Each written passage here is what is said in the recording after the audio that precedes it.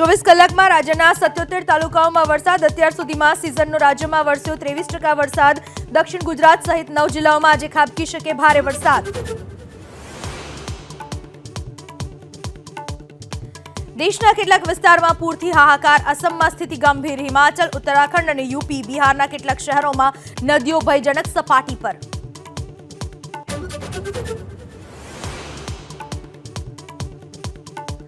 ગૌચરની જમીન પરથી દબાણ હટાવી લેવા ગીર સોમનાથના કલેક્ટરની ચીમકી. તો સરપંચ પ્રતિનિધિને લઈને બોલ્યા, સ્ત્રી સશક્તિકરણની વાતો કરો છો પણ સરપંચ પ્રતિનિધિ આવે તો ના ચાલે.